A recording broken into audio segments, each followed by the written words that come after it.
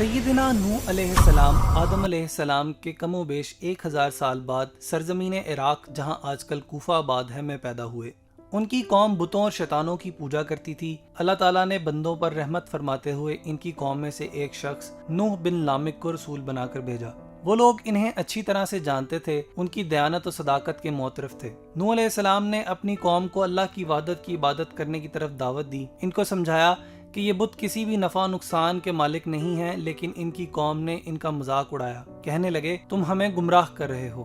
سیدنا نوح علیہ السلام نے ان سے کہا میں تمہیں گمراہ نہیں کر رہا بلکہ تمہیں حق کی طرف بلا رہا ہوں۔ مجھے تمہاری طرف اللہ کا رسول بنا کر بھیجا گیا ہے۔ قوم کے بڑے لوگوں نے ان پر یہ الزام لگایا کہ تم اس بہانے سردار بننا چاہتے ہو۔ سیدنا نوح علیہ السلام اپنی قوم کو مسلسل توحید کی دعوت دیتے رہے، مگر فقیر اور مسکین لوگوں کی تھوڑی بہت تعداد ہی ان کے ساتھ اس دعوت کو قبول کرنے میں شریک ہو سکی۔ سیدنا نوح علیہ السلام اپنی قوم کو مسلسل توحید کی دعوت دیتے رہے، مگر فقیر اور مسکین لوگوں کی بہت تھوڑی تعداد ہی نے ان کی دعوت کو قبول کیا۔ کافروں کے سردار سیدنا نوح علیہ السلام سے کہنے لگے ہم تم کو اپنے ہی جیسا ایک عام آدمی دیکھتے ہیں، ہم تمہیں جھوٹا سمجھتے ہیں، نیز ہم ان فقراء اور مساکین کے ساتھ نہیں بیٹھ سکتے، تم ان کو اپنے پاس سے ہٹا دو۔ سیدنا نوح علیہ السلام نے فرمایا اگر میں ان لوگوں کو اپنے آپ سے دور کر دوں گا تو اللہ مجھ سے ناراض ہو جائے گا، کیونکہ انہی لوگوں کو اللہ تعالیٰ نے ہدایت سے سرفراز کیا ہے۔ سیدنا نوح علیہ السلام اپنی قوم کو 950 سال تک مسلسل صبح و شام اکیلے رب کی عبادت کرنے کی دعوت دیتے رہے اور ان سے کہا میں تم سے اس کا کوئی بھی معاوضہ طلب نہیں کرتا، مگر ان کی قوم کی اکثریت نے ان کی دعوت کو قبول نہ کیا۔ اللہ تعالیٰ نے سیدنا نوح علیہ السلام کو وحی کی آپ کی قوم میں سے مزید لوگ ایمان نہیں لائیں گے۔ جب وہ اپنی قوم سے مایوس ہو گئے تو انہوں نے اللہ تعالیٰ سے اپنی قوم کی نافرمانیوں کے بدلے ہلاکت کی دعا کر دی۔ اللہ تعالیٰ نے سیدنا نوح علیہ السلام کی دعا قبول فرمائی، انہیں اور ان کے ساتھیوں کو بھاری غم اور پریشانیوں کے بوجھ سے نجات دی۔ انہیں حکم دیا کہ وہ ایک بہت ہی بڑی کشتی بنائیں جو چاروں طرف سے بند ہو، جس میں پانی داخل نہ ہو سکتا ہو۔ جو لوگ ظالم ہیں ان کے بارے میں ہم سے کچھ مت کہنا، کیونکہ وہ غرق کیے جائیں گے۔ چنانچہ سیدنا نوح علیہ السلام نے اپنے ساتھیوں کی مدد سے کشتی بنانا شروع کی۔ کافر لوگ ان کے پاس سے گزرتے تو ان کا مذاق اڑاتے اور کہتے نوح تم نے دعوت کا کام چھوڑ کر اب بڑھائی کا پیشہ اختیار کر لیا ہے۔ پھر کہتے نوح ایک ایسی جگہ کشتی بنا رہا ہے جہاں نہ تو دریا ہے نہ سمندر، ایسے آدمی کو ہم پاگل ہی سمجھیں گے۔ کچھ کہنے لگے نوح کیا اس مقام سے سمندر پھوٹے گا؟ پھر ان کی قوم کے کچھ سرکردہ لوگ کہنے لگے اگر تم دعوت دینے سے باز نہ آئے تو پتھروں سے ہلاک کر دیے جاؤ گے۔ جاہل اور قدر ناشناس قوم نے خیر خواہی کے جواب میں دھمکیاں دیں اور مذاق اڑایا۔ اللہ تعالیٰ نے بذریعہ وحی نوح علیہ السلام کو تسلی دی اور کہا جو لوگ آپ کا مذاق اڑا رہے ہیں کل یہی اپنے کیے پر نادم اور پریشان ہوں گے، ان کی خوشیاں غموں اور دکھوں میں تبدیل ہو جائیں گی۔ یہ قوم بڑی ہی بے وقوف تھی، کہنے لگی ہم اپنے معبودوں ود، سوا، یاغوث، یعوق اور نصر کو ہرگز نہیں چھوڑیں گے۔ نوح علیہ السلام کی قوم کے یہی بت بعد میں عرب میں بھی پوجے گئے۔ انہوں نے نوح علیہ السلام کی ہر اچھی بات اور دلیل کا انکار کیا۔ اس دوران کشتی مکمل ہو گئی۔ اس کی 3 منزلیں تھیں۔ نچلے حصے میں جانوروں کے لیے جگہ تھی، درمیانے حصے میں انسانوں کے لیے، اور سب سے اوپر کی منزلوں میں پرندوں کو رکھا گیا۔ اللہ تعالیٰ نے سیدنا نوح علیہ السلام کی طرف وحی کی کہ وہ جلد ہی تمام کافروں کو ہلاک و برباد کر دے گا۔ انہیں حکم دیا کہ کشتی میں ہر جانور کا جوڑا جوڑا سوار کر لیں، خواہ اس کا گوشت کھایا جاتا ہو یا نہ کھایا جاتا ہو، تاکہ اس کی نسل باقی رہے۔ اس طرح ہر وہ چیز جس میں زندگی کے آثار ہیں، خواہ وہ سبزیاں ہوں یا پھل، اسے بھی کشتی میں رکھ لیں۔ اپنے خاندان کے تمام افراد کو بھی کشتی میں سوار کر لیں، ہاں جن کے بارے میں پہلے سے فرمان جاری ہو چکا ہے اسے سوار نہ کریں کہ یہ لوگ کافر ہیں۔ ان کے علاوہ جو بھی اللہ پر ایمان لایا ہے اور آپ کی نبوت کی تصدیق کرتا ہے اسے بھی اپنے ساتھ بٹھا لیں۔ سیدنا نوح علیہ السلام کی قوم کے بہت تھوڑے سے لوگ ہی ان پر ایمان لائے تھے۔ مورخین کے مطابق ان کی تعداد صرف 80 کے قریب تھی۔ نوح علیہ السلام نے ویسے ہی کیا جیسے ان کو حکم دیا گیا تھا۔ ان کے بیٹوں میں سے حام، سام اور یافس کشتی میں سوار ہوئے کیونکہ یہ مسلمان تھے۔ بالآخر وہ دن آ پہنچا جب اللہ تعالیٰ نے کافروں پر عذاب نازل کرنے کا فیصلہ کیا تھا۔ چنانچہ زمین سے پانی پھوٹ پڑا، آسمان سے شدید بارش شروع ہو گئی جس کی پہلے یا بعد میں کوئی مثال نہیں ملتی۔ سیدنا نوح علیہ السلام نے فوری طور پر حیوانات اور پرندوں کو کشتی میں سوار کیا، پھر تمام مومنوں سمیت کشتی میں بیٹھ گئے۔ اس کشتی میں بیٹھ جاؤ، اللہ ہی کے نام سے اس کا چلنا اور ٹھہرنا ہے، یقیناً میرا رب بڑی بخشش والا بڑے رحم والا ہے۔ مشرق سے مغرب تک ساری زمین کے طول و عرض میں میدانوں، پہاڑوں، صحراؤں اور چٹیل میدانوں میں ہر جگہ سیلاب آیا۔ پانی کی سطح آہستہ آہستہ بلند ہوتی گئی، حتیٰ کہ پہاڑوں کی چوٹیاں بھی پانی میں ڈوب گئیں۔ ادھر کشتی سیدنا نوح علیہ السلام اور ان کے ہمراہیوں کو لے کر پانی میں تیرنے لگی۔ جیسے جیسے پانی کی سطح بلند ہوتی گئی، کافروں کے دل و دماغ پر خوف طاری ہونے لگا، آنکھوں کے سامنے مایوسی اور اندھیرا چھانے لگا۔ انہوں نے ادھر ادھر بھاگنا شروع کر دیا، اونچی جگہوں پر چڑھ گئے، مگر پانی ہر جگہ پہنچ رہا تھا۔ ان کافروں میں سیدنا نوح علیہ السلام کا بیٹا یام بھی موجود تھا۔ نوح علیہ السلام نے اسے دیکھا کہ وہ پانی میں ڈوبنے کے قریب ہے تو انہوں نے اسے آواز دی، بیٹے اب بھی وقت ہے، تم کفر سے توبہ کر لو اور کشتی میں سوار ہو جاؤ۔ بیٹے نے جواب دیا، میں اس سامنے والے اونچے پہاڑ پر چڑھ جاؤں گا اور موت سے بچ جاؤں گا۔ سیدنا نوح علیہ السلام نے کہا، آج اللہ کے عذاب سے بچانے والا کوئی نہیں مگر اللہ جس پر رحم کرے۔ پانی کی بڑی بڑی لہروں نے یام کو کشتی سے دور دھکیل دیا۔ وہ پانی میں غوطے کھاتا ہوا دیگر کافروں کی طرح پانی میں ڈوب کر مر گیا اور برے انجام سے دوچار ہوا۔ کشتی مسلسل کئی روز تک پانی میں تیرتی رہی، اس کے تمام سوار طوفان سے مکمل محفوظ رہے۔ پانی کی موجوں نے تمام کافروں کو اپنی لپیٹ میں لے لیا کہ تمام غرق ہو گئے۔ روئے زمین پر سب زی روح اشیاء ہلاک و برباد ہو گئیں، صرف وہی بچے جو کشتی میں تھے۔ ڈوب کر مرنے والوں میں نوح علیہ السلام کے بیٹے کے علاوہ ان کی بیوی بھی شامل تھی، کیونکہ یہ دونوں اللہ پر ایمان نہیں لائے تھے۔ ان کا بیٹا بری صحبت کا شکار تھا اور کافروں کے ساتھ رہنے سہنے کی وجہ سے ایمان قبول نہ کر سکا۔ یہ بری صحبت اس کے لیے وبال ثابت ہوئی۔ اس کا انجام ذلت اور رسوائی کی صورت میں نکلا۔ نبی کا بیٹا ہونے کے باوجود اللہ کے عذاب سے نہ بچ سکا۔ جب روئے زمین کے تمام کافر پانی میں ڈوب کے مر گئے تو اللہ تعالیٰ نے آسمان سے بارش کو روک دیا۔ اللہ نے زمین کو حکم دیا کہ پانی کو نگل لے۔ نوح علیہ السلام نے اپنے بیٹے کے حق میں دعا کی، اللہ تو نے میرے اہل و عیال کو بچانے کا وعدہ فرمایا تھا، پھر میرا بیٹا کیوں غرق ہو گیا؟ اللہ تعالیٰ نے فرمایا، وہ تیرے گھرانے کے افراد میں شامل نہیں تھا کیونکہ اس کے اعمال اچھے اور نیک نہ تھے۔ وہ ان لوگوں میں شامل نہیں تھا جن کی نجات کا وعدہ کیا گیا تھا۔ بالآخر کشتی ایک بڑے پہاڑ جودی پر آ کر رک گئی۔ نوح علیہ السلام نے کبوتر کو بھیجا کہ جا دیکھ کر آپ پانی خشک ہو گیا ہے یا نہیں۔ کبوتر گیا اور واپسی پر زیتون کی ٹہنی ہمراہ لایا۔ اس کا مطلب تھا کہ پانی خشک ہو گیا ہے۔ چنانچہ سیدنا نوح علیہ السلام تمام مومنوں کے ساتھ کشتی سے صحیح سلامت نیچے اتر گئے۔ زمین پر چلنا پھرنا اور رہنا ممکن ہو گیا تھا۔ اللہ تعالیٰ نے فرمایا، آپ پر بھی برکت نازل ہوگی اور ان اقوام پر بھی جو آئندہ زمانے میں آپ کی نسل سے پیدا ہوں گی۔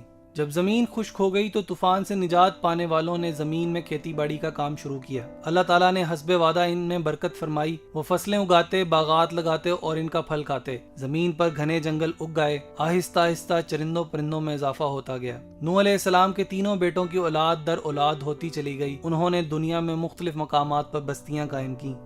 جتنے بھی نبی اور رسول اس دنیا میں تشریف لائے، سب کے سب نوح علیہ السلام اور ان کے بیٹوں کی اولاد میں سے ہیں۔ نوح علیہ السلام نے وفات سے پہلے اپنے تینوں بیٹوں حام، سام اور یافس کو بلایا، ان کو وصیت کی کہ وہ اللہ تعالیٰ کی عبادت کرتے رہیں اور اس کے علاوہ کسی اور کو شریک نہ ٹھہرائیں، کیونکہ شرک سب سے بڑا گناہ ہے۔ اس کے علاوہ انہیں یہ بھی نصیحت کی کہ وہ کسی صورت میں تکبر اور فخر نہ کریں، اس لیے بھی کہ یہ بہت بڑا گناہ ہے۔ ربی انی اعوذ بک ان اسألک ما لیس لی بہ علم وإلا تغفر لی وترحمنی اکن من الخاسرین۔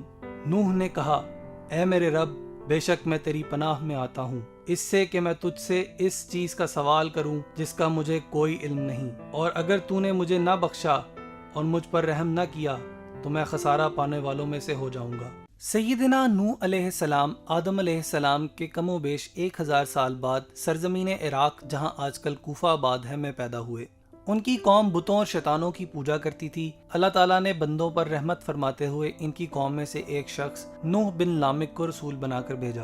وہ لوگ انہیں اچھی طرح سے جانتے تھے، ان کی دیانت و صداقت کے معترف تھے۔ نوح علیہ السلام نے اپنی قوم کو اللہ کی وحدت کی عبادت کرنے کی طرف دعوت دی۔ ان کو سمجھایا کہ یہ بت کسی بھی نفع نقصان کے مالک نہیں ہیں، لیکن ان کی قوم نے ان کا مذاق اڑایا۔ کہنے لگے، تم ہمیں گمراہ کر رہے ہو۔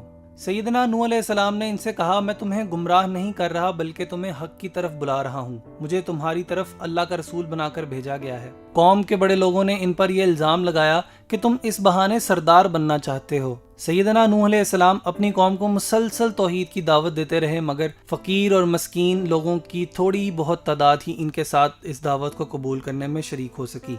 سیدنا نوح علیہ السلام اپنی قوم کو مسلسل توحید کی دعوت دیتے رہے، مگر فقیر اور مسکین لوگوں کی بہت تھوڑی تعداد ہی نے ان کی دعوت کو قبول کیا۔ کافروں کے سردار سیدنا نوح علیہ السلام سے کہنے لگے، ہم تم کو اپنے ہی جیسا ایک عام آدمی دیکھتے ہیں، ہم تمہیں جھوٹا سمجھتے ہیں، نیز ہم ان فقراء اور مساکین کے ساتھ نہیں بیٹھ سکتے، تم ان کو اپنے پاس سے ہٹا دو۔ سیدنا نوح علیہ السلام نے فرمایا، اگر میں ان لوگوں کو اپنے آپ سے دور کر دوں گا تو اللہ مجھ سے ناراض ہو جائے گا، کیونکہ انہی لوگوں کو اللہ تعالیٰ نے ہدایت سے سرفراز کیا ہے۔ سیدنا نوح علیہ السلام اپنی قوم کو 950 سال تک مسلسل صبح و شام اکیلے رب کی عبادت کرنے کی دعوت دیتے رہے اور ان سے کہا، میں تم سے اس کا کوئی بھی معاوضہ طلب نہیں کرتا، مگر ان کی قوم کی اکثریت نے ان کی دعوت کو قبول نہ کیا۔ اللہ تعالیٰ نے سیدنا نوح علیہ السلام کو وحی کی، آپ کی قوم میں سے مزید لوگ ایمان نہیں لائیں گے۔ جب وہ اپنی قوم سے مایوس ہو گئے تو انہوں نے اللہ تعالیٰ سے اپنی قوم کی نافرمانیوں کے بدلے ہلاکت کی دعا کر دی۔ اللہ تعالیٰ نے سیدنا نوح علیہ السلام کی دعا قبول فرمائی، انہیں اور ان کے ساتھیوں کو بھاری غم اور پریشانیوں کے بوجھ سے نجات دی۔ انہیں حکم دیا کہ وہ ایک بہت ہی بڑی کشتی بنائیں جو چاروں طرف سے بند ہو، جس میں پانی داخل نہ ہو سکتا ہو۔ جو لوگ ظالم ہیں ان کے بارے میں ہم سے کچھ مت کہنا، کیونکہ وہ غرق کیے جائیں گے۔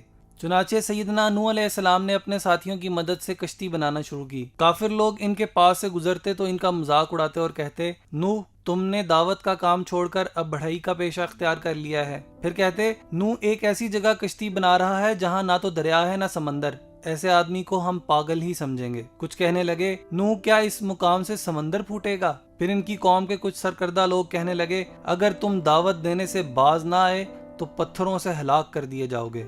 جاہل اور قدر ناشناس قوم نے خیر خواہی کے جواب میں دھمکیاں دیں اور مذاق اڑایا۔ اللہ تعالیٰ نے بذریعہ وحی نوح علیہ السلام کو تسلی دی اور کہا، جو لوگ آپ کا مذاق اڑا رہے ہیں کل یہی اپنے کیے پر نادم اور پریشان ہوں گے، ان کی خوشیاں غموں اور دکھوں میں تبدیل ہو جائیں گی۔ یہ قوم بڑی ہی بے وقوف تھی، کہنے لگی، ہم اپنے معبودوں ود، سوا، یاغوث، یعوق اور نصر کو ہرگز نہیں چھوڑیں گے۔ نوح علیہ السلام کی قوم کے یہی بت بعد میں عرب میں بھی پوجے گئے۔ انہوں نے نوح علیہ السلام کی ہر اچھی بات اور دلیل کا انکار کیا۔ اس دوران کشتی مکمل ہو گئی۔ اس کی 3 منزلیں تھیں۔ نچلے حصے میں جانوروں کے لیے جگہ تھی، درمیانے حصے میں انسانوں کے لیے، اور سب سے اوپر کی منزلوں میں پرندوں کو رکھا گیا۔ اللہ تعالیٰ نے سیدنا نوح علیہ السلام کی طرف وحی کی کہ وہ جلد ہی تمام کافروں کو ہلاک و برباد کر دے گا۔ انہیں حکم دیا کہ کشتی میں ہر جانور کا جوڑا جوڑا سوار کر لیں، خواہ اس کا گوشت کھایا جاتا ہو یا نہ کھایا جاتا ہو، تاکہ اس کی نسل باقی رہے۔ اس طرح ہر وہ چیز جس میں زندگی کے آثار ہیں، خواہ وہ سبزیاں ہوں یا پھل، اسے بھی کشتی میں رکھ لیں۔ اپنے خاندان کے تمام افراد کو بھی کشتی میں سوار کر لیں، ہاں جن کے بارے میں پہلے سے فرمان جاری ہو چکا ہے اسے سوار نہ کریں کہ یہ لوگ کافر ہیں۔ ان کے علاوہ جو بھی اللہ پر ایمان لایا ہے اور آپ کی نبوت کی تصدیق کرتا ہے، اسے بھی اپنے ساتھ بٹھا لیں۔ سیدنا نوح علیہ السلام کی قوم کے بہت تھوڑے سے لوگ ہی ان پر ایمان لائے تھے۔ مورخین کے مطابق ان کی تعداد صرف 80 کے قریب تھی۔ نوح علیہ السلام نے ویسے ہی کیا جیسے ان کو حکم دیا گیا تھا۔ ان کے بیٹوں میں سے حام، سام اور یافس کشتی میں سوار ہوئے، کیونکہ یہ مسلمان تھے۔ بالآخر وہ دن آ پہنچا جب اللہ تعالیٰ نے کافروں پر عذاب نازل کرنے کا فیصلہ کیا تھا۔ چنانچہ زمین سے پانی پھوٹ پڑا، آسمان سے شدید بارش شروع ہو گئی، جس کی پہلے یا بعد میں کوئی مثال نہیں ملتی۔ سیدنا نوح علیہ السلام نے فوری طور پر حیوانات اور پرندوں کو کشتی میں سوار کیا، پھر تمام مومنوں سمیت کشتی میں بیٹھ گئے۔ اس کشتی میں بیٹھ جاؤ، اللہ ہی کے نام سے اس کا چلنا اور ٹھہرنا ہے، یقیناً میرا رب بڑی بخشش والا، بڑے رحم والا ہے۔ مشرق سے مغرب تک ساری زمین کے طول و عرض میں میدانوں، پہاڑوں، صحراؤں اور چٹیل میدانوں میں ہر جگہ سیلاب آیا۔ پانی کی سطح آہستہ آہستہ بلند ہوتی گئی، حتیٰ کہ پہاڑوں کی چوٹیاں بھی پانی میں ڈوب گئیں۔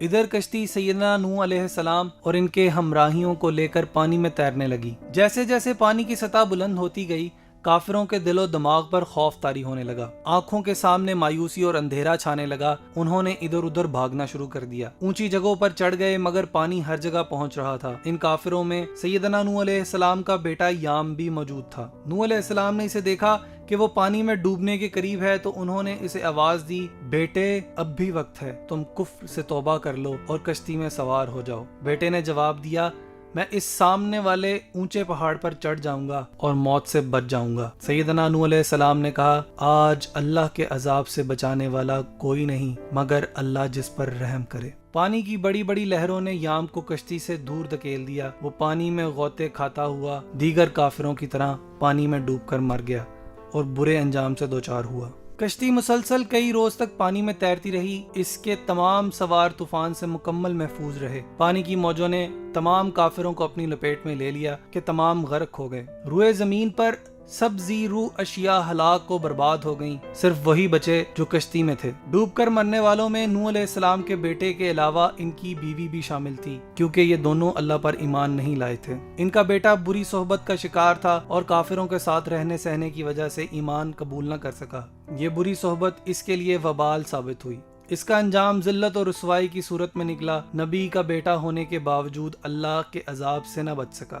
جب روئے زمین کے تمام کافر پانی میں ڈوب کے مر گئے تو اللہ تعالیٰ نے آسمان سے بارش کو روک دیا۔ اللہ نے زمین کو حکم دیا کہ پانی کو نگل لے۔ نوح علیہ السلام نے اپنے بیٹے کے حق میں دعا کی، اللہ تو نے میرے اہل و عیال کو بچانے کا وعدہ فرمایا تھا، پھر میرا بیٹا کیوں غرق ہو گیا؟ اللہ تعالیٰ نے فرمایا، وہ تیرے گھرانے کے افراد میں شامل نہیں تھا کیونکہ اس کے اعمال اچھے اور نیک نہ تھے۔ وہ ان لوگوں میں شامل نہیں تھا جن کی نجات کا وعدہ کیا گیا تھا۔ بالآخر کشتی ایک بڑے پہاڑ جودی پر آ کر رک گئی۔ نوح علیہ السلام نے کبوتر کو بھیجا کہ جا دیکھ کر آ پانی خشک ہو گیا ہے یا نہیں۔ کبوتر گیا اور واپسی پر زیتون کی ٹہنی ہمراہ لایا۔ اس کا مطلب تھا کہ پانی خشک ہو گیا ہے۔ چنانچہ سیدنا نوح علیہ السلام تمام مومنوں کے ساتھ کشتی سے صحیح سلامت نیچے اتر گئے۔ زمین پر چلنا پھرنا اور رہنا ممکن ہو گیا تھا۔ اللہ تعالیٰ نے فرمایا، آپ پر بھی برکت نازل ہوگی اور ان اقوام پر بھی جو آئندہ زمانے میں آپ کی نسل سے پیدا ہوں گی۔ جب زمین خشک ہو گئی تو طوفان سے نجات پانے والوں نے زمین میں کھیتی باڑی کا کام شروع کیا۔ اللہ تعالیٰ نے حسب وعدہ ان میں برکت فرمائی۔ وہ فصلیں اگاتے، باغات لگاتے اور ان کا پھل کھاتے۔ زمین پر گھنے جنگل اگ گئے۔ آہستہ آہستہ چرندوں پرندوں میں اضافہ ہوتا گیا۔ نوح علیہ السلام کے تینوں بیٹوں کی اولاد در اولاد ہوتی چلی گئی۔ انہوں نے دنیا میں مختلف مقامات پر بستیاں قائم کی۔ جتنے بھی نبی اور رسول اس دنیا میں تشریف لائے، سب کے سب نوح علیہ السلام اور ان کے بیٹوں کی اولاد میں سے ہیں۔ نوح علیہ السلام نے وفات سے پہلے اپنے تینوں بیٹوں حام، سام اور یافس کو بلایا۔